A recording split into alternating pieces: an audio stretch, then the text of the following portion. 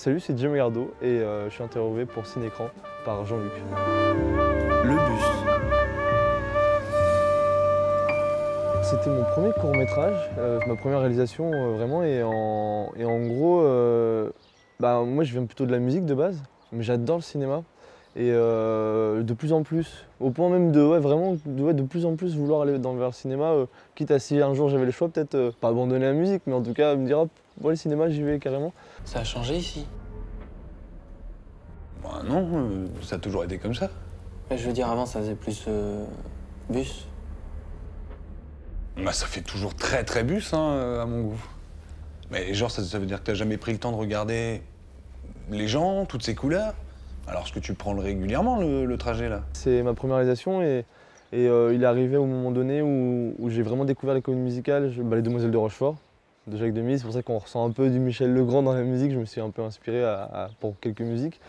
C'est une femme rayonnante, pour ne pas dire envoûtante. Ses talons claquent sur le pavé, un beauty case à son poignet. Je l'ai cherchée, je l'ai trouvée, je ne peux la laisser passer. Ouah, ouah, ouah. Sur le bus, les gens étaient surtout bénévoles malgré tout parce que ça coûtait cher en fait, l'hébergement, la nourriture, tout ça. Mais par contre, un peu les décors, le bus aussi qu'on a dû louer, c'était pas rien. Et en vrai, l'avantage c'est que je trouve dans le cinéma en fait, il y a beaucoup d'amoureux de stars là, et c'est pas si compliqué que ça en fait d'emmener des gens. Quand justement, je pense plus l'idée est folle, plus on a envie de la faire. Et j'ai l'impression que ça intéresse beaucoup plus les gens, et moi ça m'intéresse plus, donc ouais, je pense au contraire, les gens sont... Puis après, voilà, on connaît des gens avec qui on bosse plus. Et moi, par exemple, je connais plus de gens dans la musique. Et pour le deuxième court-métrage, qui n'est pas musical, quasiment tous les acteurs sont des gens de la musique. On a un Oscar Les Vacances qui fait de la musique, on a un Pierruc José, on a Andrea Pembadis qui vient de La Rochelle. Et du coup, c'est que des artistes musicaux, donc c'est des amis. Au moins, je fais jouer des gens qui me parlent, en fait, qui ont quelque chose et que je connais. Donc c'est plus facile de les amener là-dedans. Après, pour convaincre sa mère, c'est pas compliqué. C'était, voilà, ça l'a fait, et puis c'était parfait.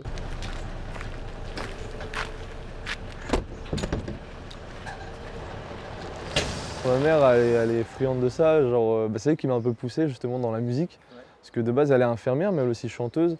Et elle faisait 3 concerts chaque soir pendant des années. Elle a fait ça en fait dans la semaine. Elle avait 3 concerts pas 3 concerts chaque soir, non, 3 concerts par semaine, en plus d'être infirmière.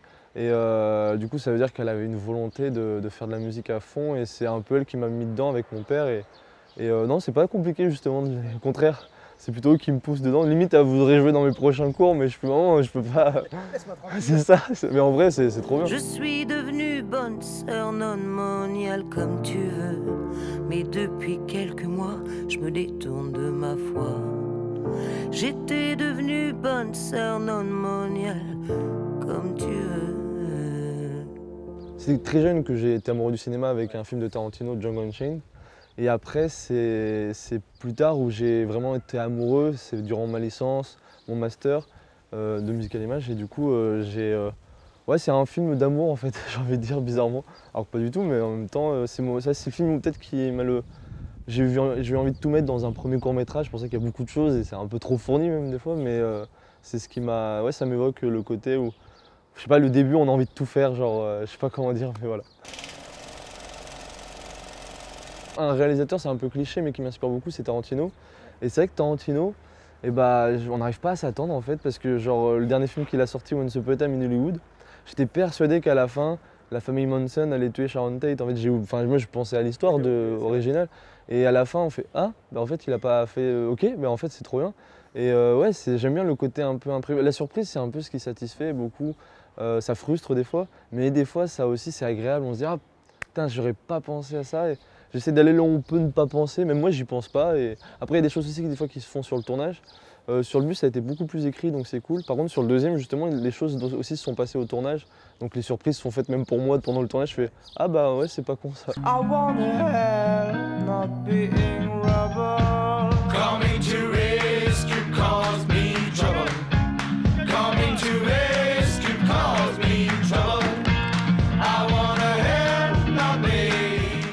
Le fait que ce soit un court-métrage musical, ça permet d'accepter un peu les défauts justement d'un premier film. Et je me dis, tant mieux que j'ai commencé par un court-métrage musical. Et je compte en refaire, même si là mon deuxième, j'en ai réalisé un là en début d'année, on a tourné. Et il n'est pas musical. Et j'ai vu plus de problèmes justement parce qu'on a dû refaire des prises, mais c'était vachement intéressant aussi. Et j'aime bien le côté musical, je trouve, on pardonne plus. Et bizarrement, ça évoque aussi beaucoup plus en fait, je sais pas, les sentiments. J'avais vu un film des frères Cohen, Oh Brother. Et ouais, il y a des petits sons comme ça, un peu gospel blues. Et ouais, je me suis dit, bah. Et en plus, c'est un truc que j'aime beaucoup, je pense. Enfin, je sais pas pourquoi, mais j'ai l'impression que s'il fallait vraiment que je fasse une musique, c'est plutôt de la soul et du funk. Même si, bon, bah, pour mieux marcher, il faut faire un peu plus de pop urbaine.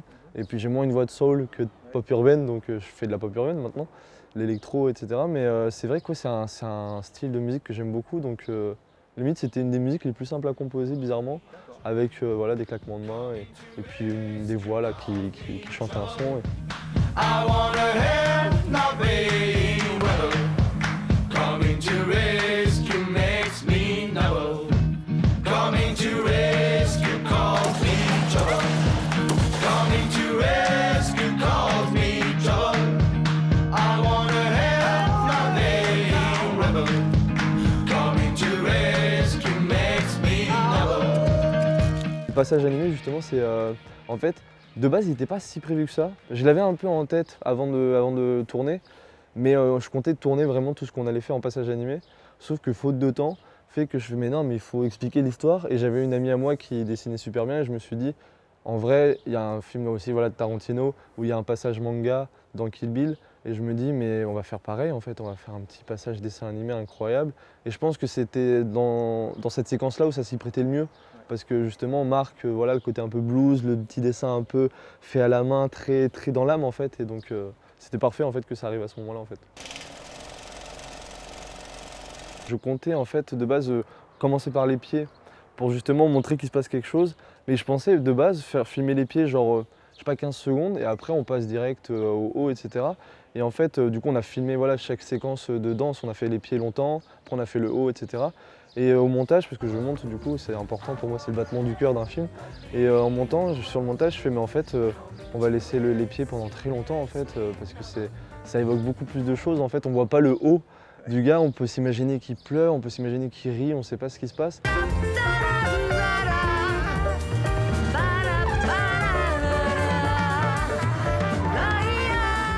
Je pense que le spectateur, justement, c'est là où il peut le mieux interpréter quelque chose, c'est quand les acteurs ne parlent pas.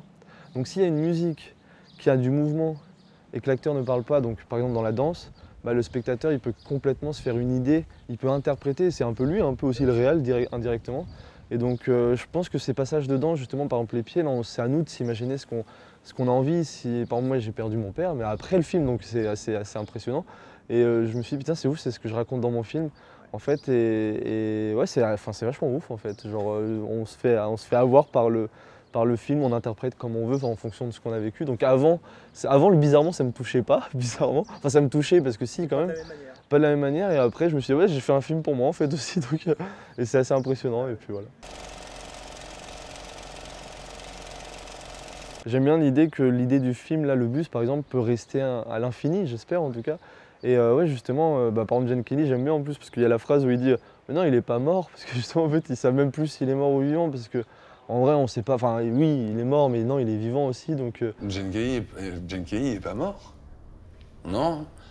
Bref, on s'en fout, mais imagine là, Gene Kelly, il meurt. Mais le gars, il existera toujours, tu comprends? À travers ses films, à travers les gars qui vont regarder ses films. Tu sais qu'à l'heure où on parle, à l'heure actuelle, il y a des gens qui regardent son film. Le gars, il est immortel. Pour moi, Gene Kelly, il est vivant. Genre, j'arrive pas à imaginer qu'il est mort. J'ai pas assisté à son enterrement, j'ai pas vécu le deuil de Gene Kelly. Et donc, c'est ça qui est ouf, en fait, dans l'art. Et en même, Gene Kelly est devenu plus... Voilà, c'est là, pour le coup, je crois pas forcément aux âmes, etc. Mais bizarrement, l'art donne de l'âme à quelque chose, bizarrement. Et donc, Gene Kelly, là, il y a une âme qui se passe et qui reste dans le film, en fait. Donc, c'est assez étrange, même.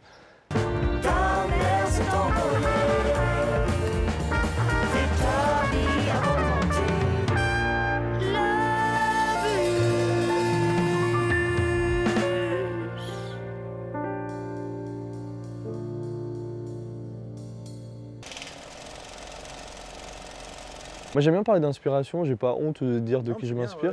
Ouais. Et je me suis pas mal inspiré d'un film des frères Cohen, Fargo. Et du coup, Fargo, frérot, c'est marrant en plus.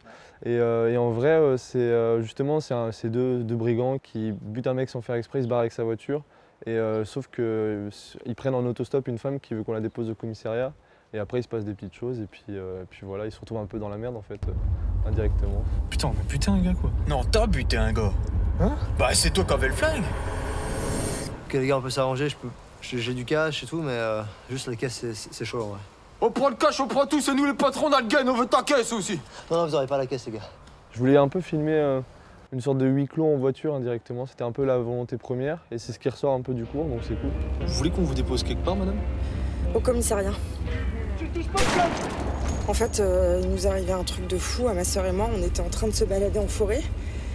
Et là, on s'est fait poursuivre par un espèce de taré. Et il m'a poussé dans le ravin. Et quand je suis remontée, ben, ils étaient plus là.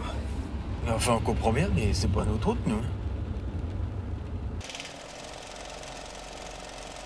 Le challenge, il se veut dans justement l'originalité, enfin dans le sens un peu fou, de pas faire quelque chose de très classique. Donc ouais, au contraire. Puis en plus, moi, j'ai pas de base de réal de base, donc je suis obligé de faire quelque chose avec mon feeling. Donc je fais un peu voilà, plus original que justement des cours que j'aurais suivis alors que j'ai pas suivi de cours. J'ai une petite envie de pisser, moi. Tiens, t'as pas envie, toi?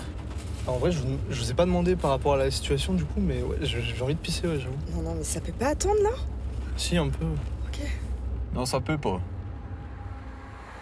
Je cadre pas, moi je fais vraiment la mise en scène, j'ai la volonté de dire voilà, faudrait mettre ça là, comme ça, etc. Un peu de lumière. Mais j'ai un ami chef-op qui gère vraiment l'image surtout. Et non, je dirais juste les acteurs. Et des fois, j'ai pas besoin parce qu'ils sont incroyables. Souvent, en fait, je prends les acteurs qui, moi, je pense, c'est eux, enfin, c'est eux les bons. Et moi, ce que j'aime beaucoup, c'est aussi raconter l'histoire. C'est pour ça que je fais les scénarios, forcément. J'aimerais bien. Non, je n'ai pas encore son talent, mais par contre, dans la composition, on est obligé d'enregistrer soi-même des fois. Moi, je fais du saxophone et du piano, donc je fais un peu tout au début tout seul. Après, j'hésite pas. Par exemple, j'ai un pote guitariste à ramener la guitare dessus. Et je pense que c'est un peu pareil comment je fais mes films, c'est-à-dire je fais tout ma petite tambouille tout seul, le scénario, etc. Puis après, je ramène des gens, ils mettent de ouf. C'est grâce à eux que le film a une belle aura aussi. Enfin, c'est en grosse partie grâce à eux. Et après, je refais ma petite tambouille en montage, je cut. Et du coup, je sais pas trop comment me définir, mais ouais, genre juste réalisateur, compositeur dans le sens un peu chapeauter le tout, en essayant de rassembler un peu, d'embrasser tout le monde. Et donc c'est à peu près comment je me définirais. En fait, c'est avec un pote, Alexis Dacosta, qui est aussi chef-op et qui a été chef-op sur Frérot. En fait, il fait un peu de piano et du coup, il était en train de faire Interstellar et tout. Et moi, j'aime bien déconner et tout. Et je voyais la mélodie, la tonalité. Donc, moi, je savais jouer Tubular Bells. Et du coup, à côté, je lui fais Tubular Bells. Il fait « Oh, c'est stylé !» Et on a commencé à faire ce mash-up. Puis, j'aurais aimé le faire avec lui complètement. Mais après, du coup, j'ai fait ma tambouille, j'ai arrangé musicalement le bail et tout. Mais en fait, c'est parti de cette idée-là d'une impro. Et c'est assez représentatif de la composition. C'est que souvent, un compositeur, il prend les petites idées qu'il entend, des trucs comme ça, genre des petites mélodies. Genre justement, il y a un DJ à chaque fois, après, là, je sais plus où, là, mais et il passe des petites mélodies. Des fois, on a envie de retenir, de s'inspirer avec des enchaînements d'accords. Et un peu, c'est comme ça que ce mashup est venu. C'est un délire entre potes. Et après, on le fait bien, en fait. C'est juste ça. C'est souvent un délire et on le fait bien. Et c'est pareil, je pense, pour les films, pour les scénarios. On délire et après, on fait la chose sérieusement, c'est ça.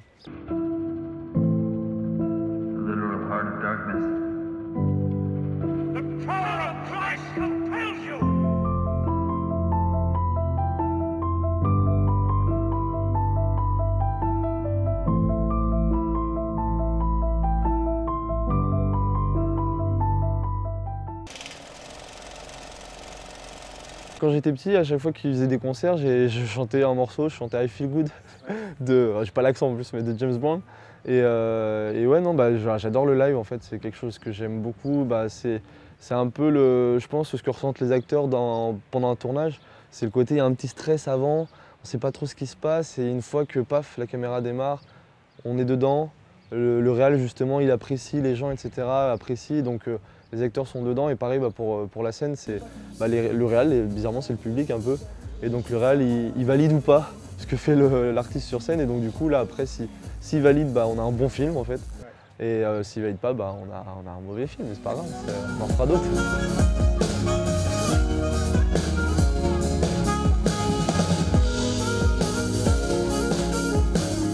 J'ai un peu réécrit une petite setlist avec des amis, juste mes musiciens. On a repris les sons que je faisais. J'invite juste une amie à moi, Andrea Pembadis, qui joue dans Frérot, où elle va chanter 3 sons aussi. Parce que je me dis c'est important de ramener un peu de féminin aussi, parce qu'on est au festival sur Jumelles. Et en plus, comme elle joue dans Frérot, c'est cool. Et je voulais un son d'une BO et elle a fait Requiem pour un con de Gainsbourg, qui est dans la BO, je ne sais plus, mais d'un film. Ouais, voilà, c'est ça. Et après, en plus, ça tombe bien parce que je fais comme un boomerang après de Gainsbourg. Donc comme ça, elle fait ce cover-là, fait un son à elle aussi, une composition. Et elle m'accompagne aussi sur une de mes compos, Méduse. Comme ça, voilà, c'était important qu'elle vienne aussi sur le festival. Donc on a géré, alors que de base, il n'y a pas Andreas sur les concerts, mais là c'était important, donc voilà. Ah ouais, ça j'aimerais bien. Ah, j'aimerais beaucoup, et justement c'est pour ça que là je suis en train de voir pour faire un 3e court-métrage. Donc je suis en train de préparer un dossier pour le CNC justement. Je repasse toujours par CNC Talent parce que c'est plus facile, plus simple, plus rapide. Et une fois que, si c'est validé, je le fais du coup. Et comme j'aurais fait 3 courts-métrages soutenus par le CNC, je me dis peut-être que j'aurai un peu plus de légitimité à demander pour un long. Et j'ai des petites idées pour un long-métrage. Et j'aimerais qu'il soit musical. Et si jamais il n'est pas musical, dans ce cas-là, je pense qu'il faudrait faire un petit faux documentaire, un peu à la C'est arrivé de près de chez vous de Benoît Poelvoorde. Et j'ai une petite idée avec un alien, donc je pense qu'il faut faire quelque chose. Donc voilà.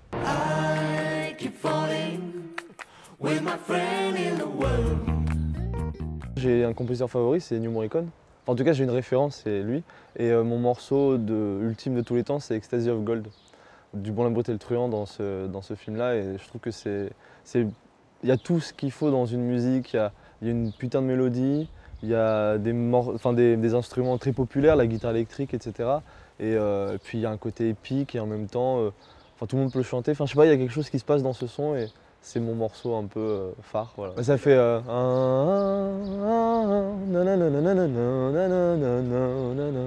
et c'est une voix d'opéra qui fait ça, c'est une meuf et tout, incroyable.